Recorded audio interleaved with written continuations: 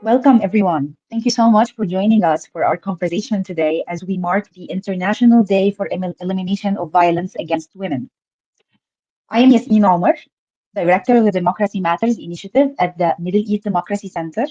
I am also a human rights lawyer with more than a decade of experience working in the region, working in Egypt, Libya, Tunisia, and I was able to determine that against women is not only deeply rooted, but it takes various forms, whether it's institutional, legislative, societal, even economical.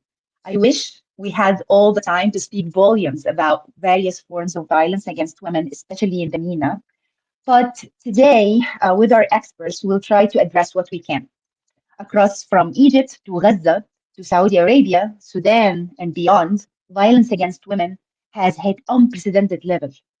Women in the MENA region face distinct and intersecting forms of violence rooted in political, cultural, and societal dynamics.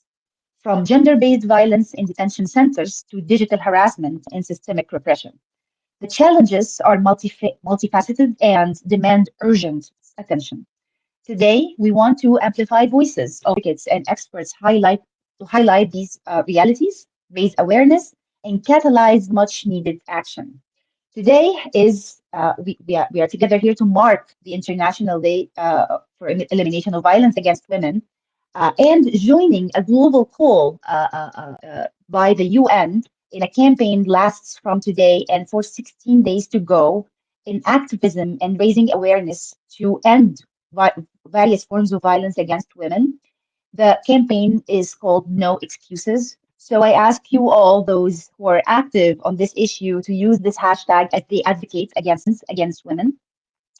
And today, I am so lucky to be joined by three brilliant female women human rights advocates from the region who will be discussing most of these pressing issues. And I'm asking everyone to be a participant in this discussion later after the intervention. Let me start by introducing them. First, we have joined by Gehad Khaled, an Egyptian human rights advocate and the daughter of Hoday Abdelmonem. Her mother, Huda, is an Egyptian human rights lawyer who has been unjustly detained in Egypt since November 2018 over her human rights work. Last year, she completed 5 years of an unjust prison sentence, despite completing her sentence in an inhumane detention condition.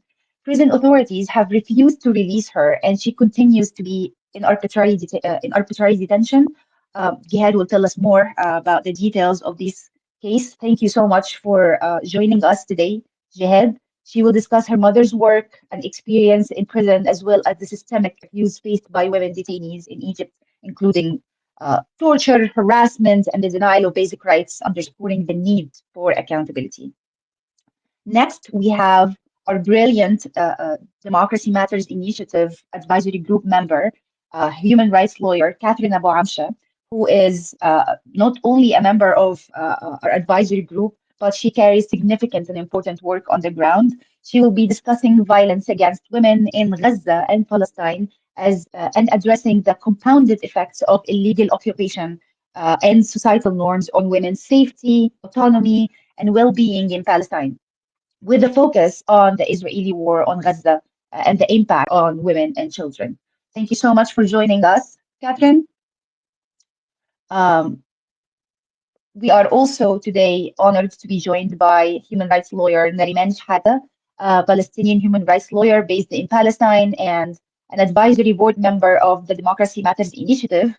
Nareman will be discussing violence against women in Israeli prisons, and she will be shedding light on the mistreatment of Palestinian women detainees, including physical and psychological abuse, and its implication for broader human rights concerns in the region. For others who wants to join our conversation, please use the request button, and we will have time at the end for questions and comments for those who would like to contribute to the discussion. I'd like to start by Gehad. Thank you so much for joining us today. Can you please tell us about your mother? Who is she? What was her work like? And why was she targeted? First of all, thank you. Thanks for MEDC for hosting this important conversation. hopefully. Just a correction, I'll use the occasion. It's MEDC. I know it's it reads like medic, but I'll take the opportunity and use you to correct that. MEDC. uh, so I really hope that soon all these discussions can be more of practical solutions for women in our region. So about my mother, Hoday Abdelmonem, she's a mother and grandmother, and she has been a lawyer by profession for more than 40 years. She's a former member for the Human Rights National Council, and she has been working as a human rights defender, especially with the cases that have young girls involved in. Because my mother has 4 daughters, so she has this maternity instinct that she always wanted to support girls who get arrested. She has documented the violations, worked with the UN reports about it, and basically all of her work was mostly about the violations, especially the last 10 years where she got arrested. Most of her work before that was related to paper research about the women and families in the MENA region. Sorry. No worries, no worries. Take your time. She's been supporting women who has been targeted, especially after they get released, following with them the cases, and then trying to advise them to the rehabilitation after the violence that they face in the prisons or in the police stations and all those facilities.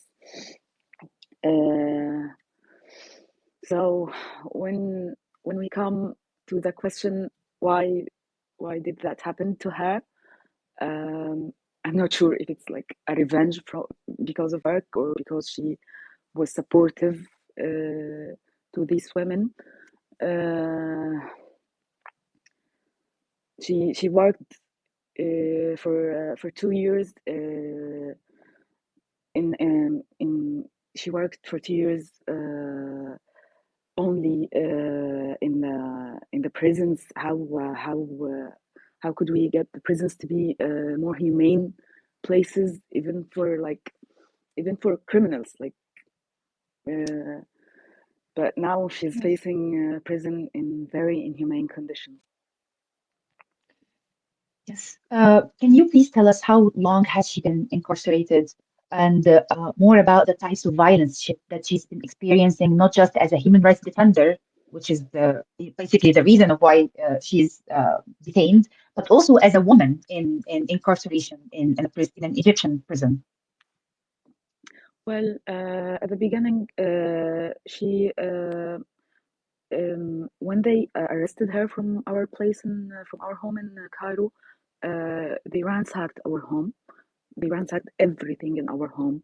They refused that she can take anything with her, like clothes or her medications or anything. And then she went into enforced disappearance for 21 days. We didn't know anything about her during that time. And when the family could see her for the first time after that, she was terrified. She was shaking, and we knew that they were trying to torture her emotionally by talking about her family, about my family, about my father, my sisters. She didn't know anything about us, of course. So she didn't know what was happening outside. Also, she could hear the voices of many other women into physical torture. So that was terrifying for her. And then we spent almost the first 3 years banned from visitation. We couldn't visit her for once. And then when they started to allow the visits, it's not a regular visits as everyone else. Now it's depends on their mood. So once they allowed, like 2 or 3 times after no. She spent like 5 years in prison. She spent her full injustice sentence, and then they recycled her again on another case. And after a year now, last week, they put her on a third case with the same charges, which is illegal. They're talking all the time about the respect of the judiciary system or the rule of law, but they tailor the laws and then they violate it. Yes. You are referring to a systemic practice in under the Egyptian regime, which is called rotation, where even when detainees and convicts finish their prison sentence or the maximum duration of pretrial detention, the prosecution, the authorities make sure to put them on a new case, however, carrying possibly the same charges. And this way, arbitrary detention in Egypt is indefinite. And I believe Ms. Hoday Abdelmonem is a victim of this practice as well. Yes, for like, and we didn't understand actually, not the family, not the lawyers, not even our colleagues who are human rights advocates. Like, she's already on a second case, so now they're putting her on a third one. Like, for what? Just to make sure that she's on a case and she is legally, which is again illegal to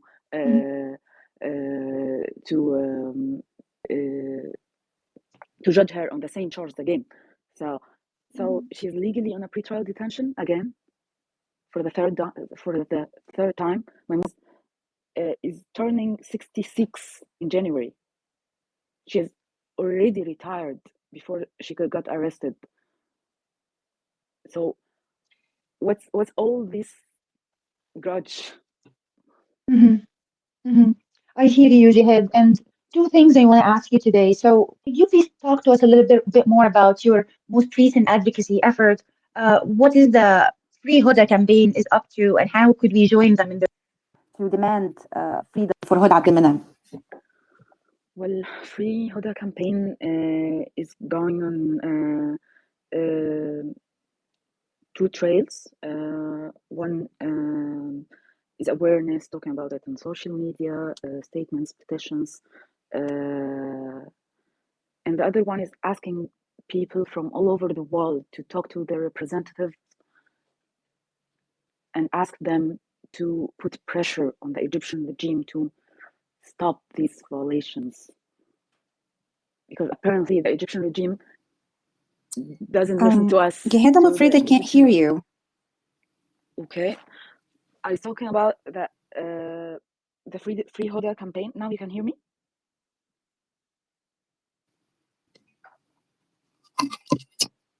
Can you hear me?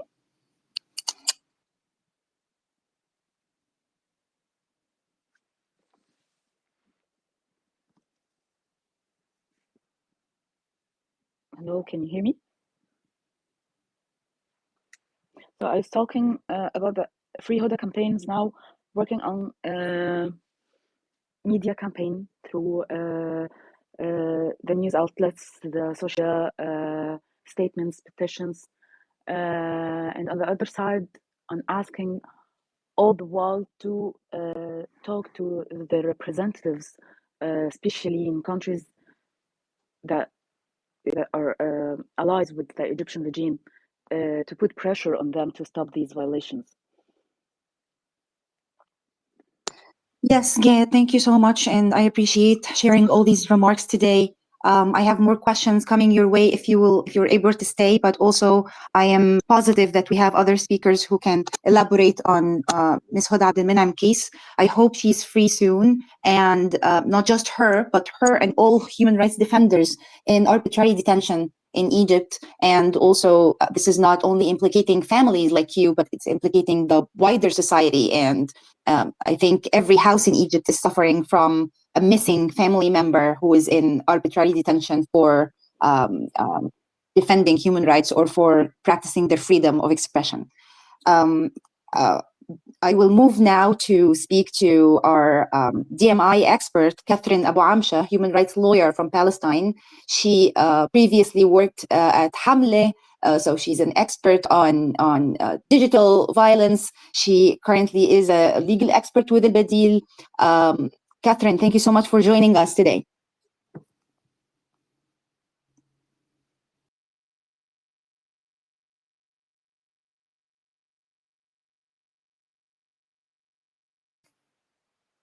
While we're trying to get Catherine back, I hope everyone can hear me, and I want to ask Nareman if she's online and can hear us. Can you hear me? Yes, we can hear you, Nareman.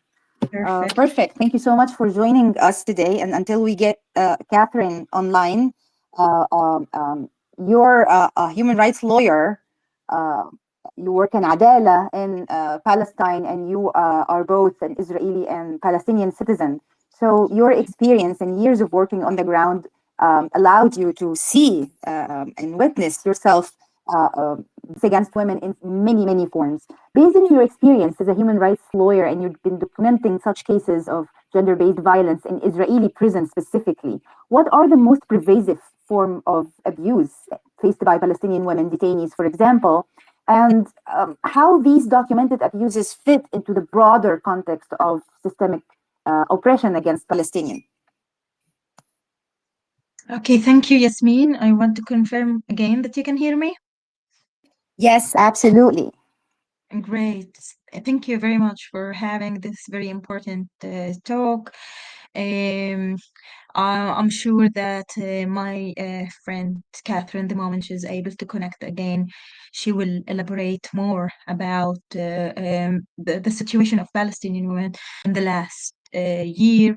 As we speak now, the number of women victims of the genocidal war in Gaza, and for the last 2 months, the war in Lebanon reaches unprecedented numbers. When we speak about victims, it's not only the women who lost their lives on this war, but also those who endured different types of suffering throughout the last year. As you mentioned, I will be mainly speaking about Palestinian women, mainly citizens of Israel, incarcerated in Israeli prisons for the last year. But I cannot not mention women from Gaza who were also arrested and brought to Israeli prisons and separated from their children and families. They were mainly classified as illegal combatants, which means, according to the Israeli law, they were not able to meet lawyers or have any connection with the external world for up to 6 months. One of the testimonies was about an 80 years old woman who was arrested from Gaza and brought to Israeli prison. And after a few months, she was released back to Gaza when no lawyer was able to meet her while in the prison. It's one of the many horrible stories about arrested women from Gaza, not to mention the very hard circumstances they endured in the Israeli prisons. Now back to speaking about the arrest of the Palestinian women citizens of Israel, which was mainly on the background of freedom of expression. For the last year, over 100 Palestinian women, including university students, mothers, professionals, have been arrested over their social media posts. These arrests were often initiated by complaints from colleagues at workplaces and fellow students in academic institutions, reflecting the chilling effect on freedom of expression within these environments. The arrests themselves were carried out with excessive force, Women were subjected to physical violence. They were handcuffed at both arms and legs, blindfolded, and endured verbal abuse, targeting their gender and political identity. Mainly, most of the times, upon arrival to police stations and prison cells, many were subjected to invasive strip searches, blatant violation of their dignity and bodily autonomy. Photos of these women were, when in custody, often posed against an Israeli flag backdrop, were spread in social media, amplifying their humiliation and violating their right to privacy. Now, around 40 women have been indicted under charges of incitement or identification with a terrorist organization or terror act for their online expressions. This had led to their placement in security designated prison wings, where the conditions are reported to be inhuman. So when we say inhuman, we mean that these women were denied basic necessities such as clean clothes, adequate food, hygiene products, and sufficient sleeping space. Many of them didn't have any match to sleep on, and in cells that are designed to have 6 prisoners. They would usually put 12 female prisoners in. Many are confined to their cells for up to 23 hours a day, conditions that amount to psychological torture and violate international standards for the treatment of prisoners. These practices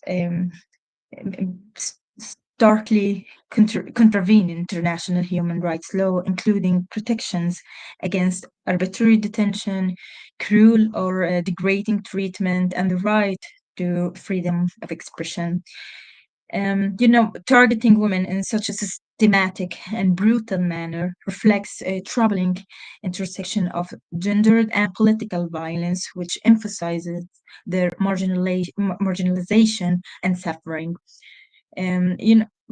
This situation demands urgent international attention. It highlights not only the broader suppression of Palestinian voices, but also the specific vulnerabilities faced by women in such circumstances. Addressing these abuses is essential to upholding fundamental human rights and ensuring accountability for violations. Thank you so much, Nariman, and for this detailed description. And I agree with you. It's not just you're targeted because people are practicing the rights, the fundamental rights such as freedom of expression. However, it feels like it's double punishment if you're a woman. These women who are facing arbitrary detention, arbitrary prosecution, they are their womanhood is used against them to double down on the punishments they have been receiving. And you, as a woman yourself, I wanted to continue this conversation and ask you, like, what challenges have you faced as you work to bring accountability in such cases where we know that gender-based violence is not just an individual act. However, it's part of systematic practice and systemic order that always gets women wherever their position. So could you talk to us a little bit more about what role also can international advocacy play in supporting your daily work? Can you hear me? Yes. Yeah. So I just want to start talking first of all about me as a female lawyer trying to enter Israeli prisons, which is not a pleasant experience itself, and there were many violations to the rights also of lawyers and their ability to practice their professional. In an adequate way. Like I want to mention that many times I myself had to go through a search when going into the prisons. That includes search to my legal documents that I have with me. Um, Lawyers were not able to enter the prison uh, with anything but an empty a paper I cannot bring my remarks with me, any any points that I want to write to myself prior to the meeting with my client. I was not allowed to bring with me to the prison because that may be called not to enter, or police may be called to investigate with me on bringing news to the prisoners, to the female prisoners. So I would start by saying that even for a female lawyer working in this environment, female Palestinian lawyer working in this environment, it was really challenging to be able to do my work and an adequate way the last year. Also, meeting with political prisoners would put me in a place where I am meeting the terrorists as the definition of the Israeli prison system.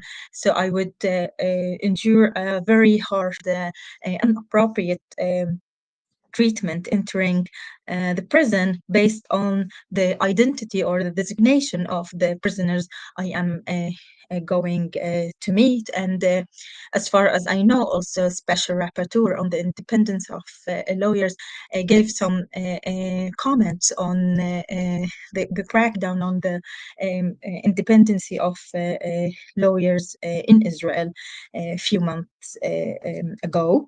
I think that overall, all these testimonies of women who've been arrested, incarcerated the last month, the crucial, the harsh circumstances they've been through in the Israeli prisons should be documented in a very detailed way and brought to the international different committees and to bring a firm and a very clear call for different bodies to contravene and bring their voice and comment on what's happening to Palestinian women in the Israeli prison. So this international pressure is highly needed in this to try to prevent more violations to female women, Palestinian women in Israel.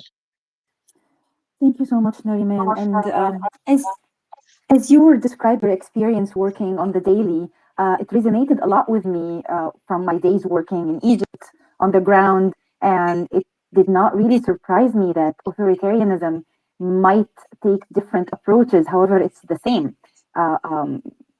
What women lawyers in Egypt, Tibet, and in other places experience is not that different from what you've just described, whether it's the searches, the respect to legal autonomy as lawyers, and all the other forms of gender-based violence that you've described. Thank you so much for also sharing your recommendations. I will be calling on you again, but now I hope that my colleague Catherine Abu Amsha can hear us. Catherine, are you here? Yes, I do. Can you hear me now? Yes, that's amazing. We're so happy I'm so we fixed this glitch. so sorry. No worries. Thank you so much for joining us today, Catherine. And we were hoping that your intervention would be ground for the excellent remark that Nareman just shared with us, but it's never too late. You're working on the ground in Palestine, and you are based there, and you've been dedicating your career focusing on the status of human rights under illegal occupation of Palestine. I wanted to ask you, how has the war on Gaza amplified existing forms of gender-based violence against women and children? Thank you, Yasmin, and thank you so much for organizing this great event at this timely date. That's true. It has quite amplified it. Actually, the Israeli genocidal war in the Gaza Strip has massively intensified the existing forms of gender-based violence against women and children, amplifying their suffering on multiple levels and violation of very basic human rights. Israel's ongoing colonial apartheid regime since 1948 and its illegal occupation since 1967, as you mentioned, and the illegal blockade on the Gaza Strip since 2007 as well as the ongoing aggressions, have created a landscape where women and children are particularly vulnerable in the Gaza Strip. This violence is manifested not only through the direct attacks, such as now in the current genocidal war, but also through cascading humanitarian man-made crises affecting their health, privacy, and overall well-being. To mention those kind of violence acts that have amplified during this genocidal war, we can first of all talk about the direct physical violence, which is which have been unprecedented since October 2023. So for a year now, over a year now, and according to the UN, approximately 20% of the casualties in the Gaza are women and children, where more women and children have been killed in Gaza by Israeli military actions this year, more than in any recent conflict, as Oxfam in one of the reports mentioned. And over 6,200 women have been killed and thousands are injured, adding to what is already devastating. And another form of this violence is the mass forcible displacement and deprivation of basic needs, where over 1.1 million Palestinian women and girls having been severely impacted with over 90% displaced from their homes, forced to endure overcrowded shelters and harsh conditions. And these women face severe shortage of basic needs and hygiene products and food and safe drinking water. And imagine currently in this weather often and cold and extreme situations. Also, privacy is scarce in the Gaza Strip with this genocidal war and the displacement, with women often unable to manage personal hygiene and increase in their health risks and which undermines their dignity. And one of the Palestinian organizations called Miftah described Gaza as a place where womanhood is denied, and that's critically happening right now, and highlights the compounded gender-specific suffering for women. Also, we have the health risks and unsafe conditions for pregnant women. And actually, I myself, I have just delivered my baby in 2 months, and I'm not in Gaza. And during my experience delivering my first baby, newborn, I was like just feeling devastated how women with all these extreme situations, they can't have a safe space, a functioning healthcare system. They can have good care for their baby afterwards, and women are really quite vulnerable in such situations. And I can't believe that women in the Gaza Strip has been under a genocide while many of them are pregnant. So the collapse of the healthcare system has left pregnant women in grave danger, as many cannot access hospitals or receive necessary medical care. And they're forced to give birth in shelter and damaged buildings without proper sanitization and medical support. So women and their newborns are at significant risk, with around 155,000 women either pregnant or lactating, and 135,000 babies under 2 years old. They lack the vaccination as well, with proper nutrition and postpartum care. They are now endangered, their lives are endangered, and compounding the traumatic effects of the war on these mothers and infants. So imagine in this kind of specific situation for women and their babies. Also, another form of violence is the physical and emotional trauma, where the emotional toll of women is profound, and many have witnessed the death of family members, including their children, and are left to cope with intense grief, fear, and trauma. And we can't even begin to explain or think about putting ourselves in their situation, where you can't sleep in bed without listening to the bombing, or grieving your neighbors or family members, or just in a constant situation of a genocide and attacks that are everywhere around you. So the psychological scars of these experiences, they're compound with the lack of mental health resources, and they're likely to persist long after the genocide ends, and that manifests a generation of people under trauma and depression and anxiety. Another also, maybe I'm running. No, please go ahead. Oh, thank you. And also the economic hardship, as you mentioned, Yasmin, in the beginning, and how it compounds the suffering of women in the Gaza Strip. This kind of hardship and the gender specific exploitation has also been amplified due to the current war. So many women have become sole providers for their families after losing their parents or male family members, and the economic hardships forces them into physically demanding and endangering tasks in overcrowded shelters, such as chopping wood for fuel, or like managing to go to get water and carrying the heavy tanks, and also managing without adequate shelter and resources. So in shelters, they even often forgo food and water to avoid using inadequate bathroom facilities.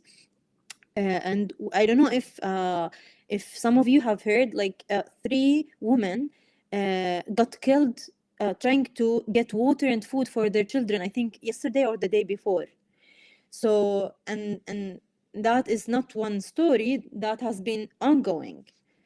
And also the loss of autonomy and privacy violations, which are things that also are connected to the gender and to women and their personalities. The blockade and the subsequent current war have limited women's access to essential products like sanitary supplies. Many have been forced to take medication to stop their menstrual cycle. So imagine that, depriving them of bodily autonomy and leading to health complications because there are no toilets and no clean places and materials to deal with this biological situation, which every woman needs. And women's personal space and privacy are also routinely violated with overcrowded shelters, adding to this distress. In addition to targeting women in public roles, where women in Gaza who work as journalists, healthcare workers, and activists face specific targeting. Also, nurses and psychologists and journalists have also been killed or threatened while simply just trying to fill their roles, often while serving the broader community. So, for example, the home of Palestinian nurse was bombed, illustrating the direct threats faced by women in public service roles as well. So, basically, the genocidal war overall has not only exacerbated existing forms of gender-based violence, but also created new dimensions of suffering for women and children. They actually face a uniquely gendered experience of oppression, amplified by the intense restrictions and fears and siege and lack of basic necessities brought on the ongoing illegal occupation and genocide and overall colonization.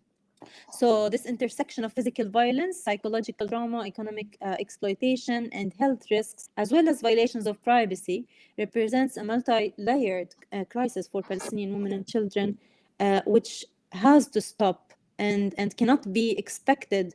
And I can't even begin to imagine how we as people and as countries and states and international community have allowed this to continue, seeing our human brothers and sisters being in such a suffer until now. Thank you so much, Catherine, for your truly heartfelt intervention, and I share your views.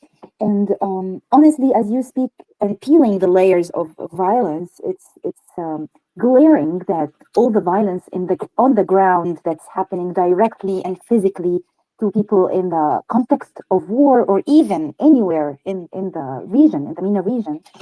However, this violence also reflects on and very vividly on digital spaces. And we see, and I'm asking you this question first because of your background and expertise. There are many forms and examples of digital violence against that targets women specifically, and that possibly carry the same characterization of the forms of violence that you've just described. I wanted to ask you, what are some of these example of digital violence against women, and how these forms of violence are linked to the broader pattern of oppression?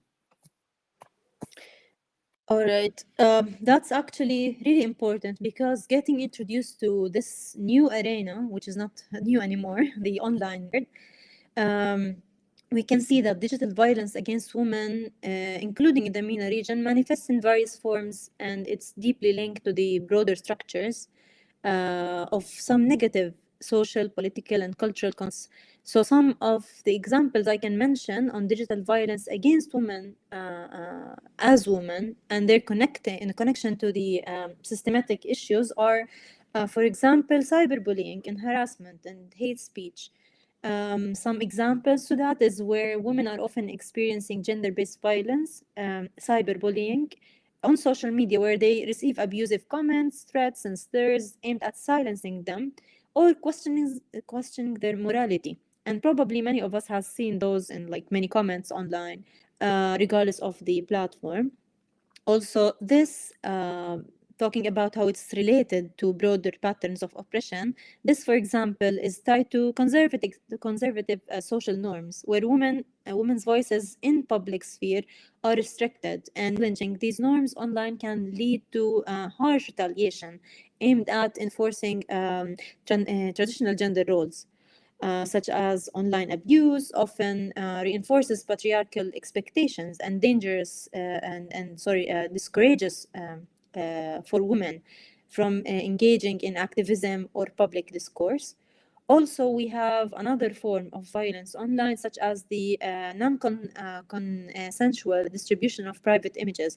And we also, and this is also referred to as revenge porn, where women are particularly, or like specifically, those marginalized or who live in conservative backgrounds may be blackmailed through the threat of sharing private photos or videos, often taken without their consent. And this is quite linked to how these incidents are linked to the societal stigma around the word honor and its connection to women in the MENA region, for example, and how the high value placed on female modesty in MENA society.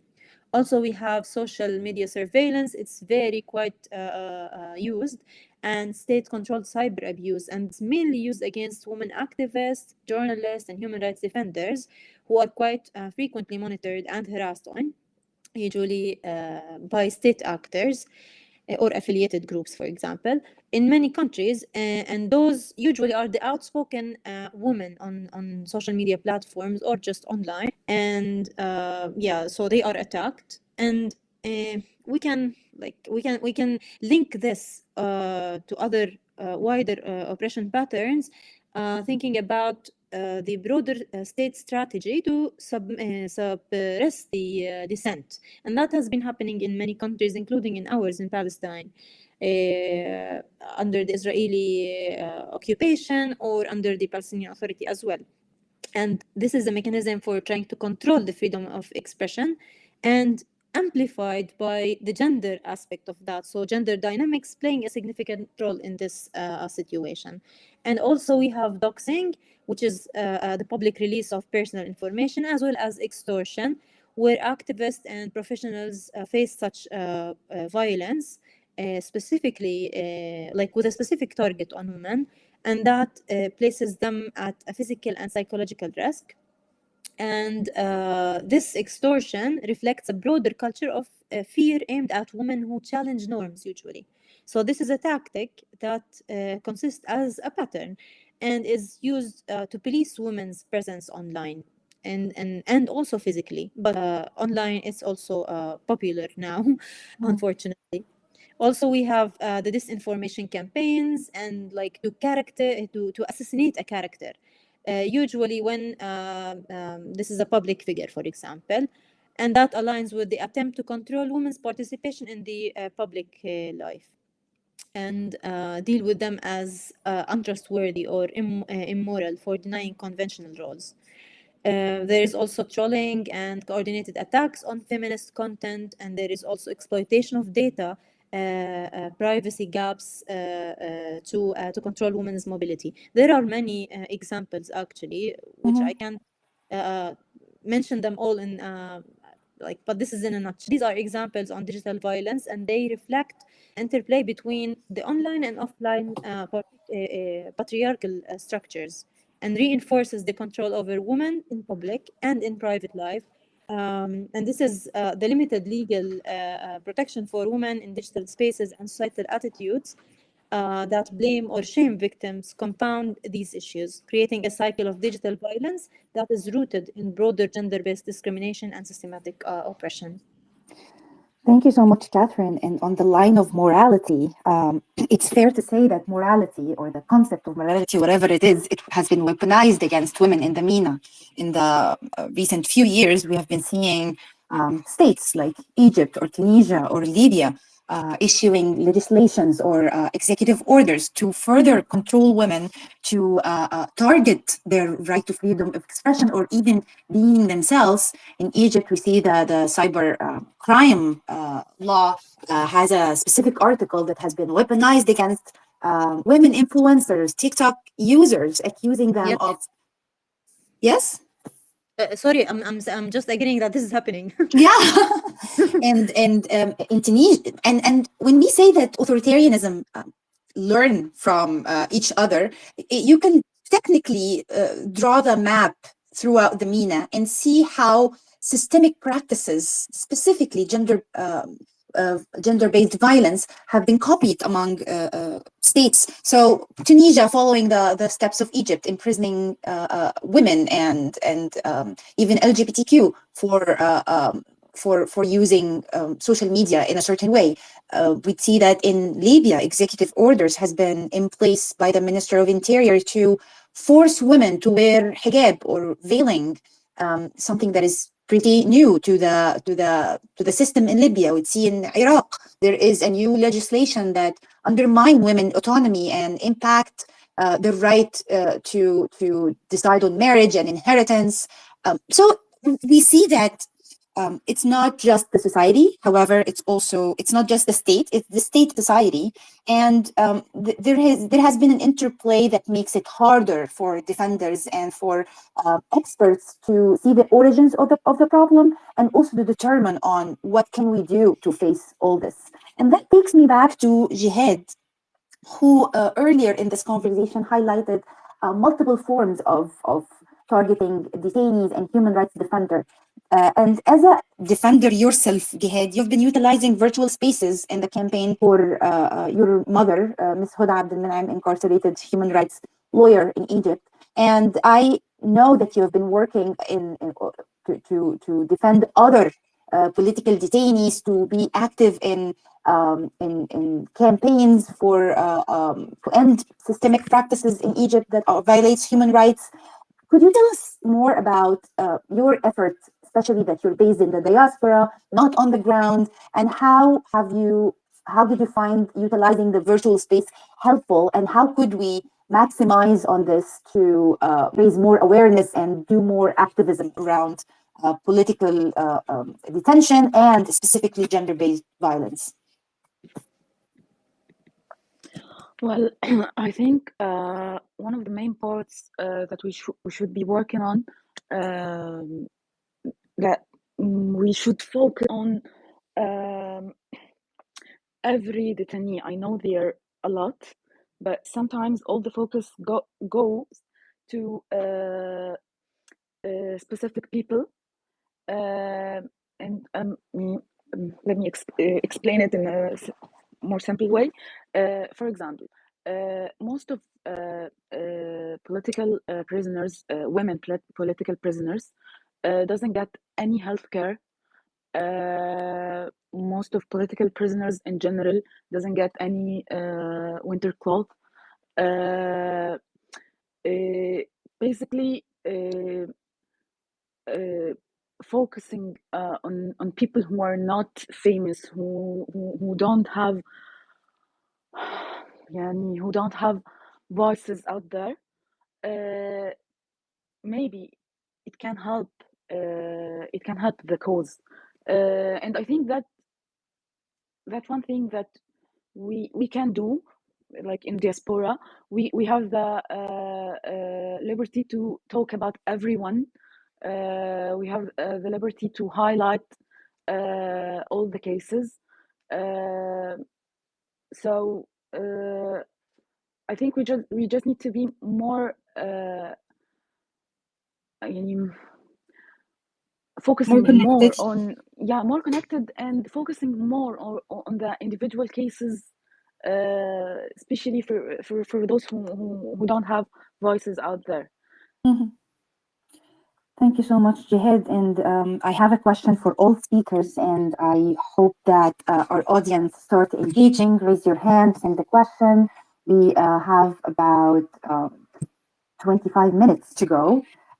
So, a question to Catherine, Nareman, and Jihad, and let me know if you would like to answer. So, we've elaborated on in what way can digital platforms serve as a tool for violence against women specifically.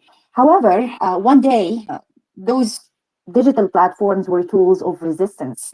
How could we, in today's restrictions, in the takeover of certain platforms by hate speech and by I would say misogynism. How could we utilize the tools we have today in resistance for women in the MENA region?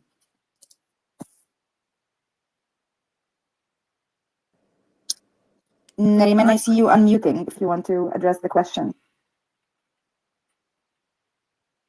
So it's really a very interesting question, Yasmin, and it brings a different point of view, looking at tools that could be used in a harm way against women and trying to figure out a way when we can use it to benefit the women's. And I think it's also a very good to discuss among activist women's. Like I do see myself as a professional activist in my field when lawyering. Like I should say that many of the women, the clients that I represented the last years are mainly women that I did not necessarily hear about their cases when they reached out to me directly, but when their stories were published on the social media. So I made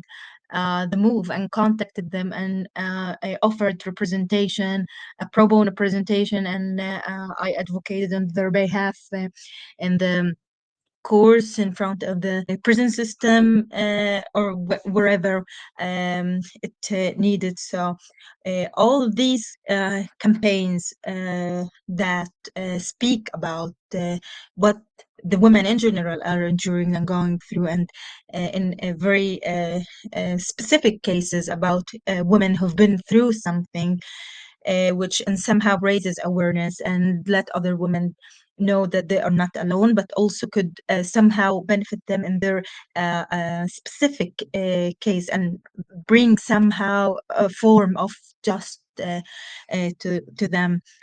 So this is my answer, like from the very legal perspective that I do represent, but it's a really, really, really good question to open up and among activists and international advocacy persons on how to make use of these platforms in favor of women and not against them. Thank you, Nariman. Catherine, do you have any comments? Yeah, I may also, of course, I do agree with Nariman. It's really important, the advocacy that such platforms may allow. But also, I want to comment on your on what you said, Yasmin. You said that one day, I think the day is today, and we do have the opportunity to use these platforms positively, and we can take examples from what has been happening in the around the genocidal war in the Gaza Strip. So basically, the documentation that people on the ground has done using those platforms. So this kind of documentation has also given the opportunity for people to change their opinion, and the public perspective around what's happening in Palestine has been changing due to such platforms. And now we can see people around the world, students, activists, and people that has been having a knowledge or not having a knowledge about what's happening in Palestine now, due to the documentation opportunity of such platforms, they do. And also for advocacy, because advocating for your rights needs evidence. So those are evidence as well. And what we are doing today with the no excuses hashtag is also campaigning. So such a platform allowed us, so for example, X, it's not the best, such as all other platforms, they're not the best. They do violate human rights or rights. But they also offer spaces for campaigning and for connecting and for advocating for changes. And that's really important when we want to mobilize for something. So with the hashtag no excuses, now we are using this to resist, for example. And also raising awareness, it's also connected to the documentation aspect that I spoke about, but raising awareness is also really important because, as Nariman mentioned, sharing stories and telling people that they're not alone is also one of the aspects that those tools has offered for us. Where, for example, sharing stories about the gender-based violence and reaching to broad audience, demanding a change is also important. For example, the campaign about Free Ala, the Egyptian writer and activist, and also our speaker with us today and how she is advocating for that. So I think those tools are available and those are part of our digital rights online, because such mechanisms and such platforms allow for those rights to be exercised. Yet we do have to keep pushing for a protection and respect for our rights online, just as we do for our rights offline. So yeah, I think this is an addition. Thank you so much, Catherine, and starting us on the 16 days global campaign, No Excuses, to raise awareness and to stand in solidarity with women who are facing gender-based violence in the world, for us, especially in the MENA. If there is a call for action, and this is a question to you and Nareman and to any of our audience who would like to contribute to the discussion by raising their hands or sending a question, if there is recommendations for prioritizing the safety and dignity of women, and I would say during crisis, which is many countries in the MENA are experiencing, Sudan, Palestine, Libya, Yemen, and other implicated countries. How can we prioritize safety and dignity of women during crises such as war or displacement or even political unrest?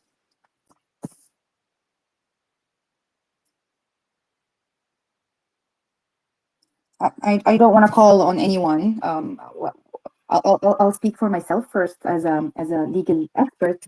I think that we need to make sure that local laws and constitutions are abiding by international law, preserving the right of safety and autonomy for women, highlighting the significance of being a woman in the society, how important and how important to understand how to treat women in such vulnerabilities and in such time of crisis.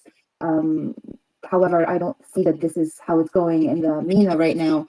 But I want to ask you, Nariman and Catherine, if you have one recommendation to highlight through the 16 days of activism for no excuses for violence against women, what would you highlight?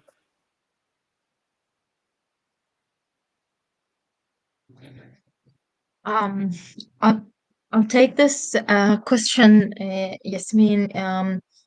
And when you spoke about the call, so I think that every call we make now, no matter which part of the population or the society we are covering, we should start with the call to ceasefire, and this would start to ensure the safety of a woman who's enduring the worst during the times of war.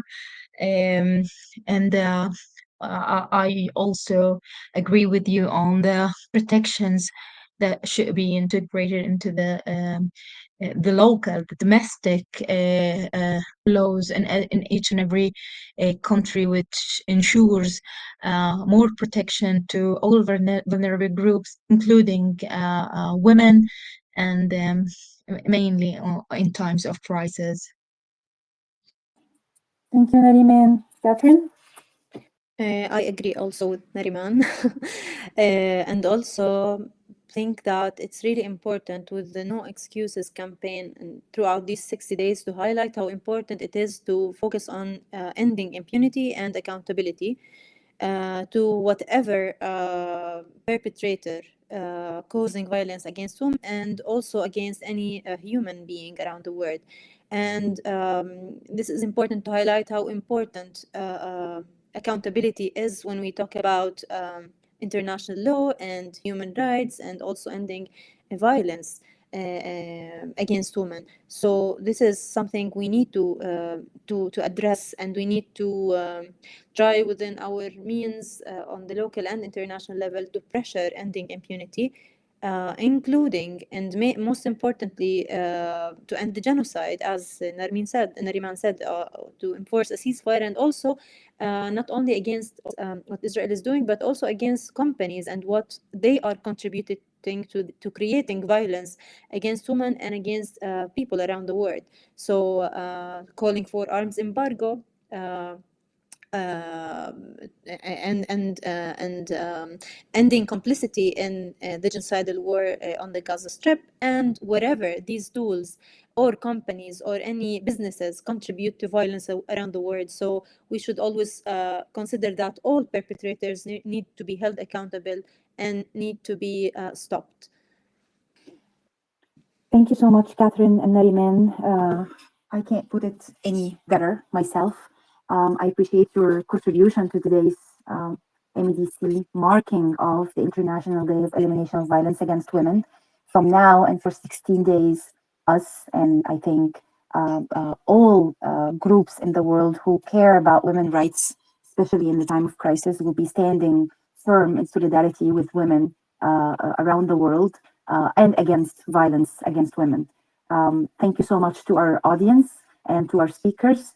And I appreciate tuning in, and please look forward in the future for more events like today's, where we address important developments regarding human rights, democracy in the MENA region. Catherine Abu Amsha, human rights lawyer from Palestine, Nareman Shehadeh Zoabi, human rights lawyer from Palestine, and Gehad Khaled, daughter of Egyptian lawyer Hoday Abdelmonem, human rights and activist. Thank you so much for joining us today, and I look forward to joining you again discussing other interesting topics. Thank you.